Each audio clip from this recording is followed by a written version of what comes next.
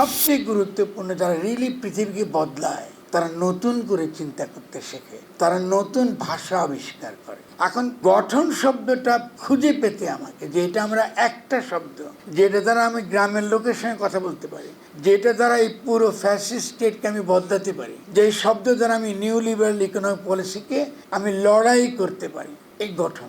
আজকে যখন হুজুররা আমার কাছে আসে, ঠিক আছে, আপনার অনেকে আমাকে নিন্দা করেন, পরে দেখেন ইসলামের কথা বলে। প্রথমত দেখেন রাষ্ট্রের ধারণাটা কিন্তু খ্রিশ্চান, আমরা অনেক কিন্তু জানি না। রাষ্ট্র মানে কিন্তু খ্রিস্টীয় রাষ্ট্র, আধুনিক রাষ্ট্র মানে কিন্তু খ্রিস্টীয় রাষ্ট্র। সভারেন্টি যে কনসেপ্টটা, আল্লাহ সভারেন, তারপরে গির্জা সভারেন, তারপরে রাজা সভারেন, তারপরে জনগণ সভারেন, এটা সবই কিন্তু খ্রিস্টীয়। ইসলামে কিন্তু কোনো রাষ্ট্রের ধারণা নেই, ইসলাম হচ্ছে সমাজের ধারণা। তাহলে আমরা কিন্তু নিজের ধর্ম কিন্তু পড়ি না ভালো করে, মনোযোগ দিয়ে না পড়ার ফলে আমরা জানি না যে আমাদের জনগণের যে ভাষা আমানত, রাষ্ট্র কিন্তু মনের ভাষা দখলদার, কিন্তু তার পাশের শব্দটা কী হবে?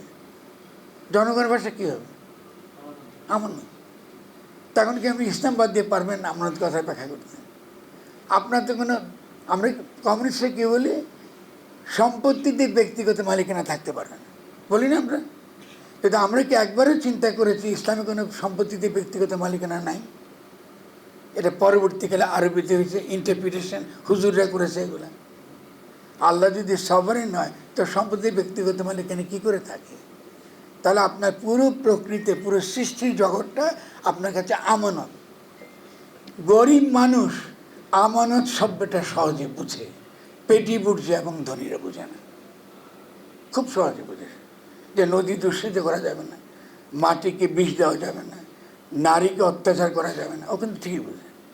ফলে শব্দ আবিষ্কার করা এবং শব্দের মধ্যে দিয়ে এগিয়ে যাওয়া, এবং সেই সব শব্দ, যেসব শব্দের সঙ্গে আপনার জনগণ পরিচিত, হক পরিচিত। কারণ আল্লাহর আরেক নাম হক, সত্য। তা তোমার হক আছে, হক কায়েম করা মানে আল্লাহকেই কায়েম করা। ফলে আপনাকে এই এখনকার যে পেট্রোডলার ইসলাম, এখনকার যে রাজতান্ত্রিক ইসলাম, এখনকার যে সম্পূর্ণ গণবিরোধী ইসলাম, যে জনগণকে অস্বীকার করে, তার পরিবর্তে তো আপনাকে সত্যিকারের জনগণ যেই ভাষায় তার নিজের অধিকারের কথা বলে, যেই ভাষায় সে বিপ্লব করে এবং বিপ্লব করবে, এই ভাষা আয়ত্ত করতে হবে। খবরের কাগজ, নিখাদ, নির্ভীক, নিরপেক্ষ।